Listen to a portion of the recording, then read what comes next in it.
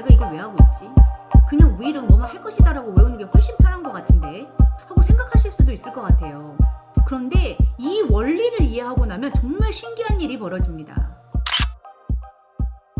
안녕하세요. 입으로 터지는 영어 정쌤입니다. 오늘은 좀 근본적인 질문부터 시작을 해볼게요.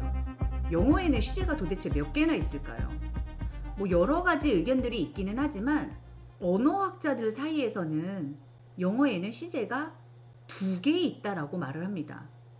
아니 이게 무슨 소리야? 우리가 알고 있는 단순 시제만 해도 과거, 현재, 미래 3개인데 이런 생각을 하시는 분들이 있을 것 같아요. 그런데 영어에서는 미래 시제가 없다라고 말을 합니다. 무슨 소리냐면 시제를 나타내는 것은 동사가 하는 일이거든요. 한번 it이라는 동사를 가져와 볼게요.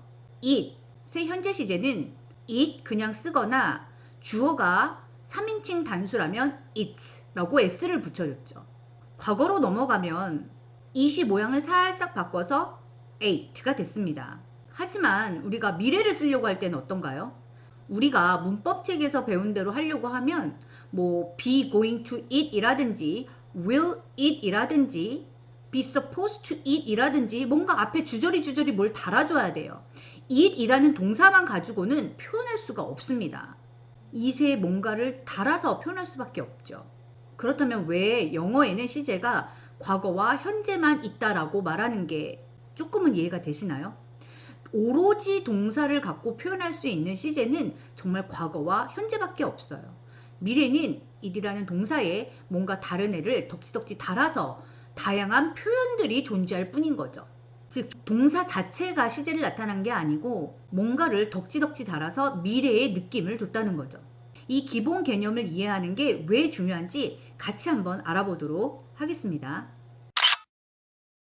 자, 그러면 동사로 표현된다는 현재 시제부터 알아볼게요. 현재 시제는 변하지 않는 팩트를 말한 데 쓴다라는 이야기는 아마 영어 문법책을 한 번이라도 들춰보신 적이 있는 분이라면 누구나 한 번쯤은 들어보셨을 거예요. 사실 너무 지겨운 이야기죠. 그렇게 어려운 내용도 아니고요.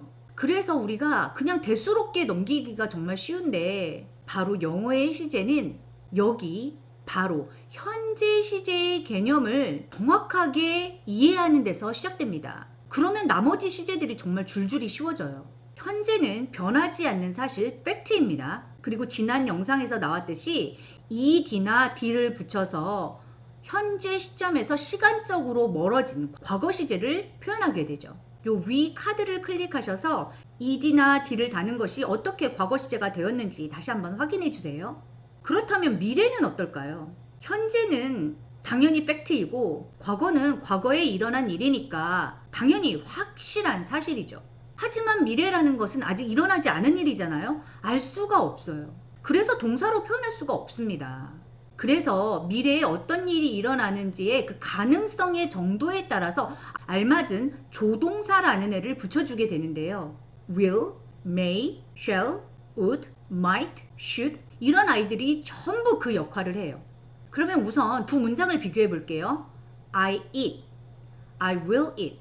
그냥 나는 먹는다, 나는 먹을 거야. 이런 단순 시제 개념은 버려주세요. I eat, 이건 팩트입니다. 현재 시제편에서 배웠죠. 그러면 I will eat, 조동사 will이라는 애를 넣었잖아요.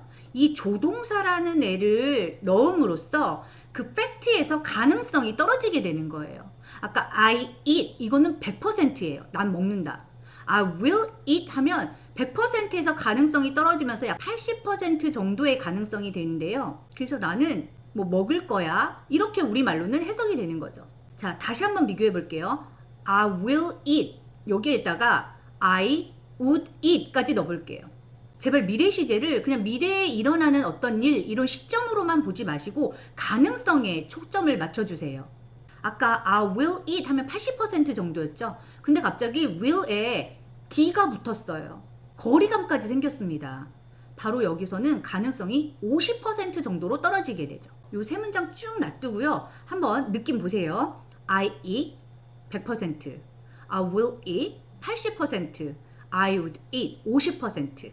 그냥 동사의 현재형을 쓰면 100% 팩트인데 조동사를 달아주기 시작하면 가능성이 떨어지기 시작합니다. 그런데 거기다가 과거형까지 쓰게 되면 거리감까지 생기기 때문에 그 가능성이 더 떨어지게 되는 거죠. 자, 다시 다른 동사로 확인해 볼게요. 여기를 보면 I go to Korea next month. 나 다음 달에 한국 가.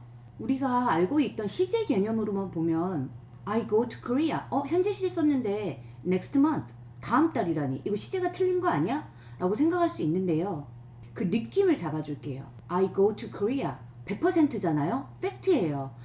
이런 경우는 내가 티켓이 있어서 정말 티켓 사놓고 100% 가는 것이 확실할 때 이렇게 현재 시제가 미래 시제를 나타내기도 합니다. 다음 영상을 보시면 전부 next, next, next 하면서 미래를 얘기하고 있는데 전부 현재 시제를 썼어요. 이미 다 계획에 잡혀있는 일이기 때문입니다.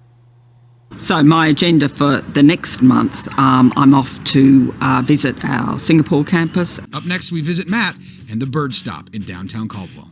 Next week, we visit Samoa. I will go to Korea. 나 한국 갈 거야. 이런 건데요. 그 느낌이 내가 상황이 되면 한국에 갈 거야. 100%는 아닌 거죠. 아직 일어나지 않은 일이니까. I would go to Korea. 이 말은 느낌이 오시나요? 이거는 50% 미만으로 그 가능성이 확 떨어집니다. 내가 이걸 왜 하고 있지? 그냥 will은 뭐뭐 할 것이다 라고 외우는 게 훨씬 편한 것 같은데 하고 생각하실 수도 있을 것 같아요. 그런데 이 원리를 이해하고 나면 정말 신기한 일이 벌어집니다. 자, 방금 말씀드린 100%, 80%, 50% 이걸 기억하시면서 다음 문장을 비교해 볼게요. I'm going to eat. I will eat. 예전에 이거 어떻게 외우셨어요? be going to는 계획 미래, 확실한 미래, will 쓰면 의지 미래 뭐 이런 식으로 외우지 않으셨나요? 이제 그런 거 다 있고요. 지금 했던 개념을 도입해 볼게요. I am going to eat. I'm gonna eat. am 현재 시제입니다. 뒤에 거는 will eat. will이라는 조동사를 달았어요. 자, 어떤 게 가능성이 높죠? 그쵸? I'm going to eat. 이건 100%예요. 나 먹을 거야. I will eat. 이건 그냥 내가 상황이 되면 먹을 거야. 예전에 우리가 외웠던 그런 뭐 계획 미래, 의지 미래 이런 말이 필요 없어요. 느낌으로 I'm gonna eat. 나 진짜 배고파서 나 빨리 먹어야지. 100%인 거고요. I will eat. 이거는 나의 의지에 따른 문제라는 거죠. 이 정도 했는데도 그냥 나는 외울래 하시는 분들이 계시다면 요 다음 문장은 어떨까요? I eat breakfast. I may eat breakfast. I might eat breakfast. 우리말로는 정확하게 번역하기 어렵지만 그 느낌이 느껴지시나요? I eat breakfast. 이건 그냥 팩트예요. 나는 아침을 먹는 사람이야. I may eat breakfast. 아침을 먹을 수도 있지. 80% 정도이고요. may의 과거 시제라고도 불리는 might를 쓰면서 그 가능성이 훨씬 더 떨어져서 I might eat breakfast. 50% 정도로 떨어지게 되는 거죠. 실제로 may와 might의 용법을 찾아보면 might가 may보다 일어날 가능성이 더 적은 사실을 말하고 있다라고 나와 있습니다. 다시요. You are sick. 팩트예요. 현재 시제입니다. You must be sick. 조동사 써서 가능성이 다시 떨어졌어요. You must be sick. 내 생각엔 말이지 한 80% 정도는 너가 아픈 것 같은데 조금 더 50대 50 정도로 생각해 볼까요? You might be sick. 여기서도 용법을 찾아보면 might는 without certainty, 확실성이 없고 must는 with certainty, 확실하다 라고 되어 있습니다. 이제 이렇게 복잡한 거 외우실 필요 없고요. 왜 그런 느낌들이 살아나는지를 기억해 주세요. 이 느낌을 확실히 잡을 수 있는 게 부산행 기차가 도착합니다 라고 할 때 The train for Busan is arriving 일까요? 아니면 The train for Busan will arrive 일까요? is arriving, is 현재 시제 썼습니다. 이건 100% 팩트예요. 기차가 올 수도 있고 안 올 수도 있고 80%는 정도는 오고 뭐 나머지는 안 오고 이런 거 아니잖아요. 기차 들어오잖아요. 그래서 The train for Busan is arriving 이라고 하셔야 되는 거고 The train for Busan will arrive 이러면 이거 기차가 한 80% 정도는 오고 나머지는 안 오고 이런 상황이야? 말이 안 되는 거죠. The class starts at 8. 볼게요. 지금 8시가 안 됐다라고 생각을 해보면 아직 8시가 안 됐으니까 미래 아닌가? The class will start at 8 이라고 해야 되는 거 아닌가? 근데 이거 팩트죠. 클래스 시작은 이미 다 정해진 스케줄입니다. 그래서 여기서 will start 하지 않아요. 그냥 그렇게 정해진 문법이 아니라 will start 하게 되면 80% 정도는 시작할 수도 있고 안 할 수도 있고 이렇다는 의미가 되잖아요. 그래서 여기에서는 미래이지만 현재 시제를 쓸 수밖에 없는 거죠. 다시 한번 이 문장도 비교를 해볼게요. If I have money, I will buy a house. If I have money. 현재 시제 썼습니다. 팩트예요. 나 돈 있어요. 돈 있으면 I will buy a house. 한 80% 정도는 집을 살 거야. 이게 되는 거고요. If I had money. 돈이 있으면 가능성 떨어졌습니다. had. 돈이 없는데 현실로부터의 거리감이 생겼습니다. 돈이 없는데 돈이 있다면 I would buy a house. 자, 거리감 쭉 생겨가지고 집을 살 수도 있지. 이렇게 느낌이 잡히게 되는 거죠. 자, 오늘 강의 정리하겠습니다. 시제의 기준을 현재로 잡아서 현재 시제는 팩트이다. 그런데 앞으로 일어나지 않은 불확실한 미래를 얘기할 때는 조동사 같은 애를 달아서 그 가능성이나 구체적인 상황을 표현해 준다. 그래서 조동사를 붙이게 되면 뭔가를 더덕더덕 달게 되면 그 가능성 자체가 떨어지게 된다. 이 두 문장 기억해 주세요. 하늘에 먹구름이 쫙 껴있는 걸 보고 와 이거 비 오겠는걸? 100%라고 생각을 하면 I think it's going to rain. I think it will rain.